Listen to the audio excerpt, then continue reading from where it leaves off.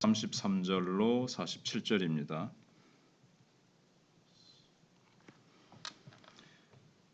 제6시가 되매 온 땅에 어둠이 임하여 제9시까지 계속하더니 제9시에 예수께서 크게 소리 지르시되 엘리 엘리 라마 사박다니 하시니 이를 번역하면 나의 하나님 나의 하나님 어찌하여 나를 버리셨나이까 하는 뜻이라.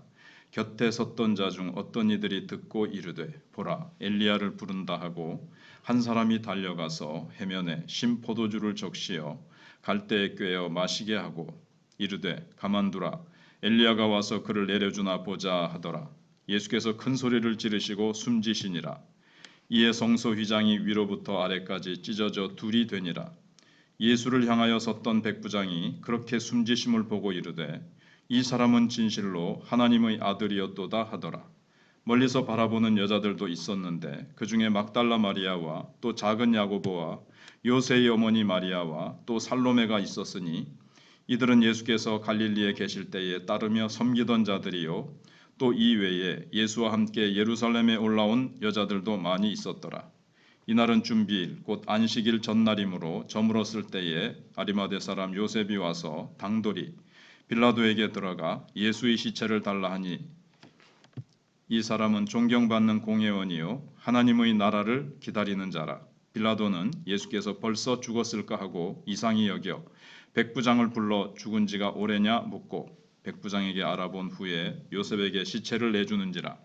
요셉이 세마포를 사서 예수를 내려다가 그것으로 싸서 바위 속에 판 무덤에 넣어두고 돌을 굴려 무덤 문에 놓음에 막달라 마리아와 요새의 어머니 마리아가 예수 둔 곳을 보더라. 아멘. 주제는 예수님은 죽기까지 순종하여 하나님의 뜻을 성취하셨고 백부장은 그 순환의 예수를 하나님의 아들로 인정했으며 요셉은 위험을 무릅쓰고 그의 매장을 돕는다라는 내용입니다. 독일에 가면 그 본헤퍼라는 사람의 그 기념하는 비석이 있습니다. 그 비석에 그리스도의 증인으로 이렇게 소개하고 있습니다. 본헤퍼라는 이 사람은 신학자면서도 실제로 히틀러에 대항해서 아주 그 교회가 히틀러 편에 서서 아주 잘못되고 가고 있을 때 히틀러가 잘못됐다라고 외치는 바람에 감옥에서 죽임을 당하는 그런 사람이었는데 결국은 2차 대전이 마치기 직전에 이 사람도 사형을 당합니다. 그런데 이 사람에게 비석에 단지 그리스도의 증인 요 하나만 쓰여져 있는 것은 너무 단촐하지 않나 싶지만 그러나 본헤퍼는 아마 그리스도의 증인이라고 되어 있는 이것을 영광으로 여겼을 겁니다. 왜냐하면 이 사람은 무엇을 하든 어떻게 하든 그리스도만을 드러내고 증거하고 싶었기 때문에 그렇습니다.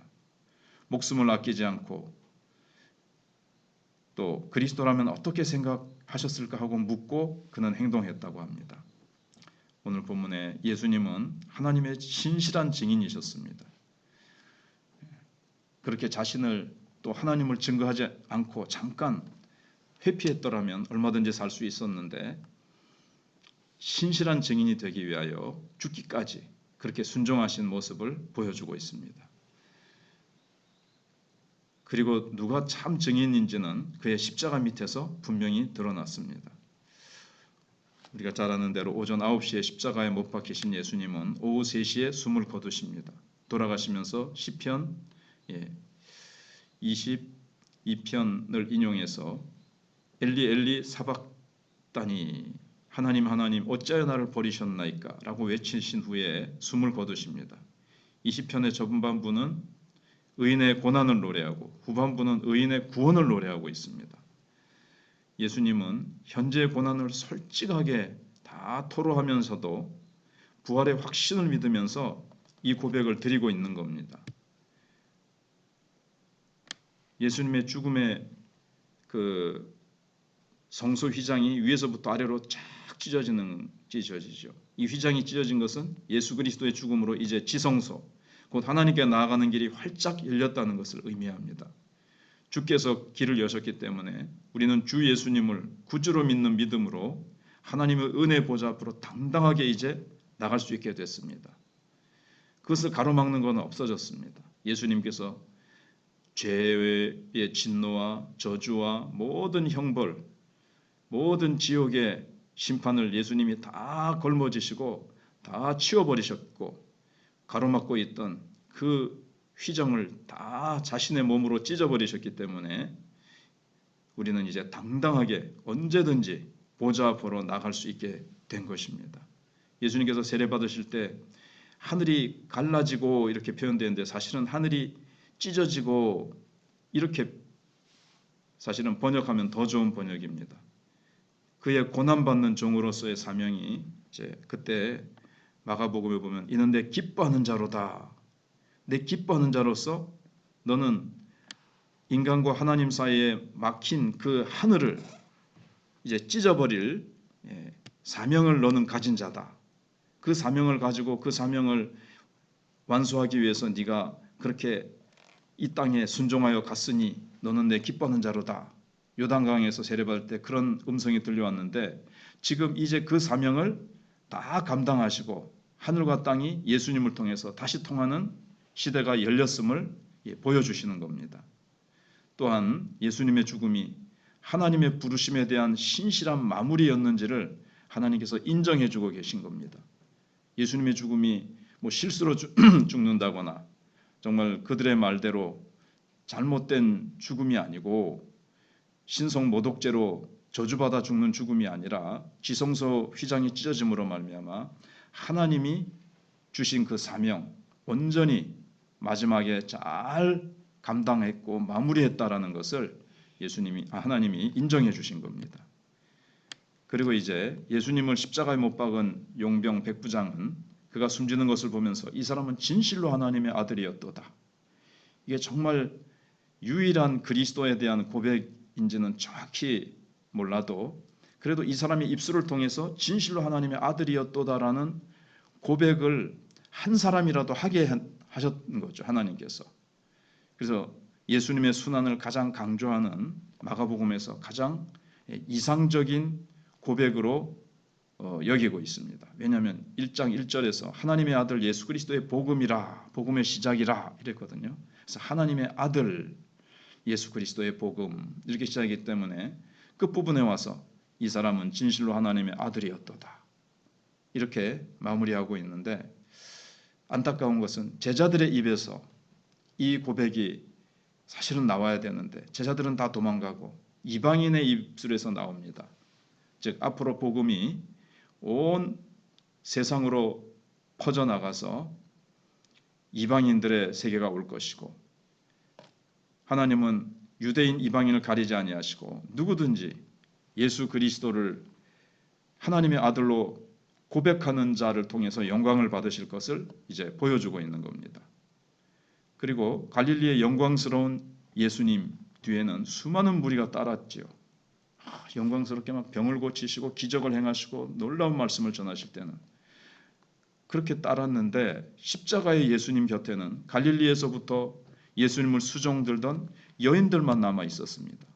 12제자도 아니고 유대인 남자들도 아니고 이 이방인 백부장과 갈릴리의 여인들이 이렇게 고백하고 끝까지 남아 있다는 것은 마가가 뭐를 얘기해 주고 싶은가 하면 이렇게 하는 자가 유대인이나 남자나 이런 거 가리지 않고 아무리 연약한 여인이라 할지라도 끝까지 십자가 곁에 주님과 함께 있는 자, 이 자가 참 제자다.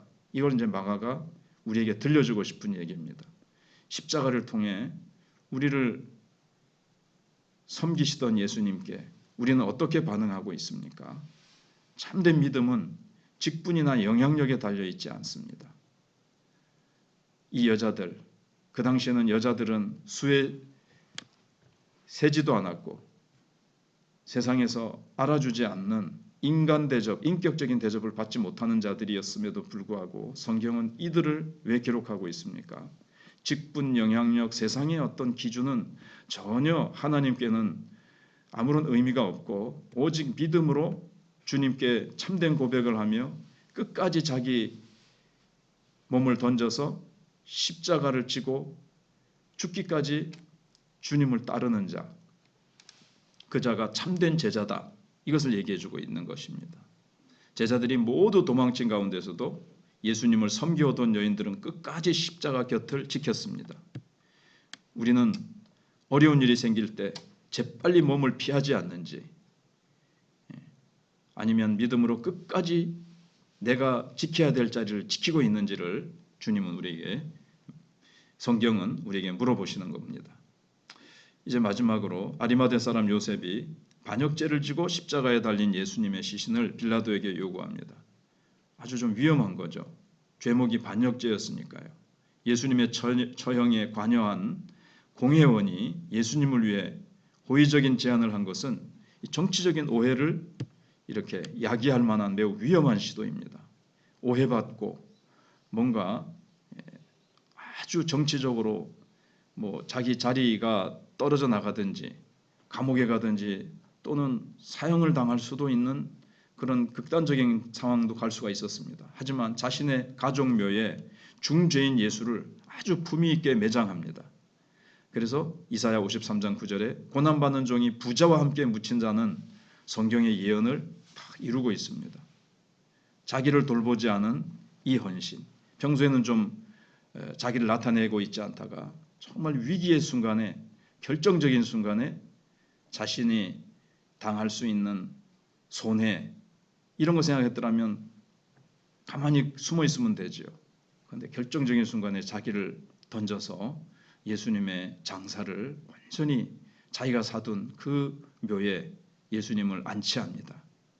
그래서 제자들이 다 도망갔을 때 이 사람은 예수님의 제자임을 또 입증해 주었습니다. 위기의 순간에 남은 자들이 드러납니다. 무리의 거역과 위협에도 불구하고 하나님의 일은 이렇게 남겨진 믿음의 사람을 통해서 흔들림 없이 이루어집니다. 비록 혼자라 할지라도 내가 속한 곳에서 그런 남은 자의 역할을 우리가 잘 감당하고 있는지 우리 자신을 돌아보면서 아무도 다 도망가 버리고 아무도 나타나지 않는 곳, 그런 곳에서도 자기 혼자라도 정말 주님 앞에서 끝까지 위험한 순간 내게 손해가 오는 상황 속에서도 주님을 섬기는 우리가 되어야 되겠습니다. 기도하겠습니다. 하나님, 예수님 우리를 위하여 십자가 위에서 엘리 엘리 라마 사박다니 그 목마름과 이틀이 천장에 붙는 그러한 상황 가운데서도 우리를 위하여 살 찢고 피 흘리셔서 하나님과 우리 사이의 모든 장애물을 다 치워버리시고 당당히 은혜 보좌 앞으로 나갈 수 있게 하신 것을 감사합니다.